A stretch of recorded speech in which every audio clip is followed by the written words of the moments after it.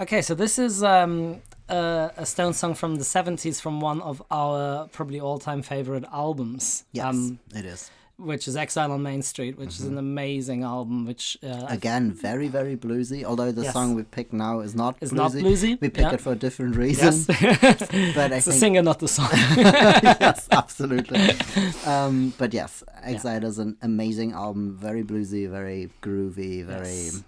The feeling. It's all about the feeling again. Yeah. And the song we picked is a song that Keith Richards sings, and we were both massive Keith Richards fans. And and we also really like the lyrics because it's just about being a bit of a misfit and never kept the dollar past sunset. Misfit kid. Yeah. It's not blues. It's no, it's just a rock song. It's a rock song. We actually played it at that very party. At that very party, we covered it. Yeah, we did. And you played guitar. I sang it. I sang it and played guitar. Yes, Sabú played guitar and sang it, and I played bass. True. We switched instruments for that one. We did. We did quite well, didn't we? Yeah, it was a pretty roaring version. Yes, it was. Yeah, see if we can dig it up somewhere.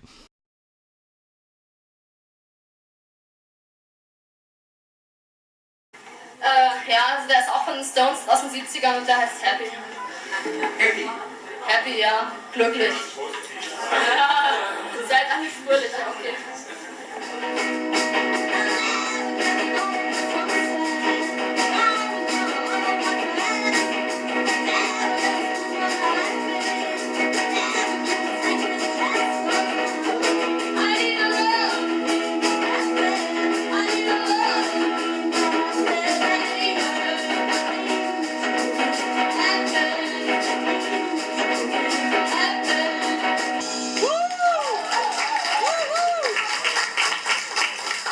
It was pretty close to the original, I think. It was, yeah.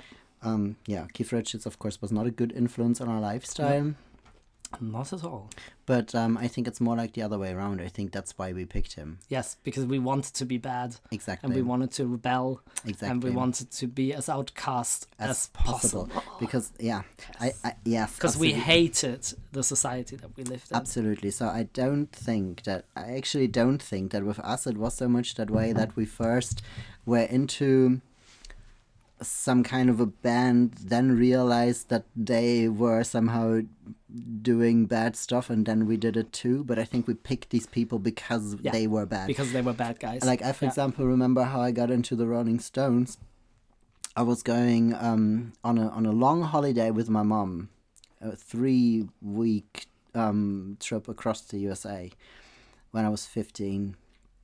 And before we went, my mom took me to a bookshop, and because we knew we were going to be on the road a lot, she was like, buy yourself some interesting books. And I picked up a Rolling Stones biography. I didn't know their music at all.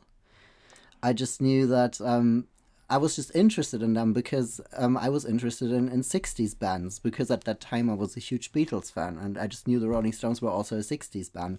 So then I picked up this book and read it on this trip, and then on this trip I just read that Keith Richards was this bad guy and this junkied out guy with this fucked up lifestyle, and I thought like, oh, that's cool. And then that's what happened. That sounds good. And then I started buying heroin. Not yet. That came later, but I started buying lots of Rolling Stones albums. Oh yeah. On that trip I took with my mom. So without hearing them, I had no clue what the music sounded like. I just knew from the book it sounded interesting, it was cool, and I wanted to like it. And then I came home with this gigantic stash of Rolling Stones music. And the funny thing is that at the same time that happened to you, the same transition happened to me, because I was on a holiday with a friend of mine, actually. Right. In Liverpool. On a Beatles holiday. On a Beatles holiday in Liverpool. And I had actually music with me. So I didn't come over the stories, but I had a Stones album on my Walkman. Same Walkman. Sorry, Walkman. And Aftermath. Actually it was.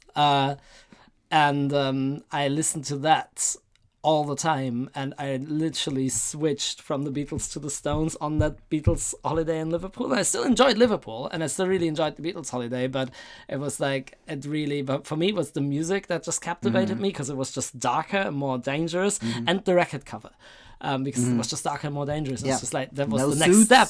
Yeah. No suits, and somehow just it looked dirtier, sleazier. Like Yeah. the hair was as long as the Beatles hair, but it didn't look washed. And the Beatles were like for kids, and we were gonna be like dangerous youths now. That's true. And then when we rejoined after these 2 holidays, we were full blown Stones fans. Yes. We had this huge amount of music and knowledge, and that was it.